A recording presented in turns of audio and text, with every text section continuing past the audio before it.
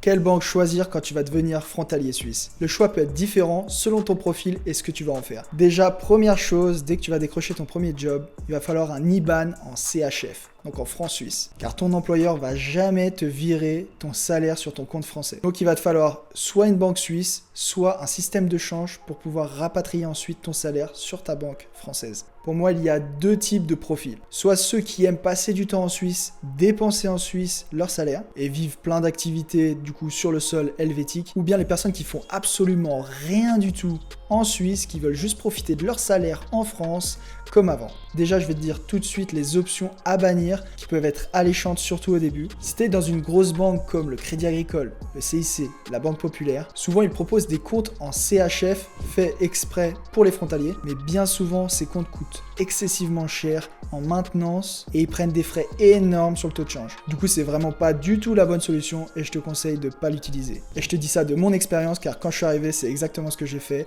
Je pensais que c'était la bonne solution et pas du tout. Ok, maintenant on a vu la pire solution. Maintenant, je vais te montrer les solutions qui peuvent être intéressantes pour toi. Donc là, tu as la solution d'ouvrir un compte en Suisse, donc dans le pays. Donc pour ça, tu as plusieurs conditions pour pouvoir ouvrir un compte en Suisse. Soit avoir un contrat de travail, soit être résident suisse, soit déposer une grosse somme d'argent, souvent plus de 100 000 francs. Ensuite, en termes de banques plutôt bien cotées en Suisse et qui sont faites pour les frontaliers, tu as UBS, BCGE, Crédit Agricole Next Bank et encore d'autres. Ces banques-là ont su s'adapter aux demandes des frontaliers et ont pu mettre des features faites pour eux, comme des comptes en euros ou bien changer son salaire à des taux préférentiels. Bien souvent, la tenue de compte peut varier entre 8 et 15 francs. Ensuite, pour rapatrier ton argent, donc il faut bien que tu récupères ton argent en France pour payer ton loyer, etc.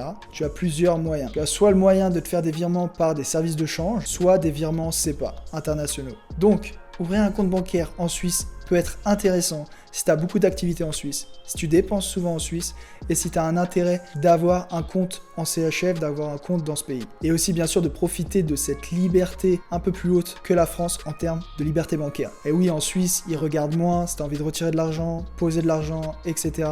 Tu peux plus profiter de ton argent, pouvoir faire des gros virements, tout ça se fait assez facilement en Suisse. Et bien souvent, ils te demandent rien, ils te demandent pas de justificatif ou autre. Donc, c'est pour ça que ça peut être très intéressant d'avoir une banque en Suisse pour pouvoir profiter de cette liberté bancaire qu'on n'a pas beaucoup en France. Ok, maintenant, on va voir la solution la moins chère et la plus facile à mettre en place. Tu as un système en ligne qui s'appelle Ibani. C'est une solution qui a été mise en place pour les frontaliers et pensée pour les frontaliers. Celui-ci va te donner un IBAN en CHF que tu vas pouvoir donner directement à ton employeur. Et ensuite, Ibani va effectuer le taux de change au taux actuel et te virer ton salaire directement et automatiquement sur ton compte français au taux préférentiel. Et bien souvent, tu peux vérifier, mais c'est le taux le plus bas du marché. Et bien sûr, tu peux le faire soit automatiquement, c'est-à-dire tous les mois, ils viennent récupérer 4 000, 5 000 francs directement et l'envoyer sur ton compte français. Ou bien tu peux le faire manuellement et virer au moment où c'est où le taux est le plus bas possible. Et comme tu sais, tu as plusieurs charges en Suisse qu'il va falloir que tu payes, comme ton assurance, ton téléphone, ton troisième pilier, etc. Et ce qui est super avec Ibani, c'est que c'est pas vraiment une banque, c'est juste un système pour transvaser ton salaire. Mais ils ont pensé à ça et à mon époque ça n'existait pas. Mais maintenant, tu peux envoyer et payer toutes tes factures, que ce soit ton troisième pilier, tes assurances, ton téléphone, etc. Tu peux tout payer directement sur Ibani et ensuite envoyer l'argent sur ton compte français de ce qui reste. Également, si tu veux tout savoir de A à Z, comment devenir frontalier suisse, je t'ai préparé une masterclass 100% gratuite sur le sujet. Elle est dans la description, je te laisse checker ça. Donc voilà, si tu es un profil qui dépense très peu en Suisse et qui veut juste profiter de son salaire en France, payer ses factures en Suisse et kiffer à la frontière, Ibani c'est la meilleure solution pour toi. Et avec ça, tu peux coupler avec une banque en ligne comme Revolut, dans laquelle cette banque a très peu de frais sur des paiements à l'international. Voilà, tu sais tout sur le système bancaire. N'hésite pas si tu as besoin de quoi que ce soit. Ciao mon ami.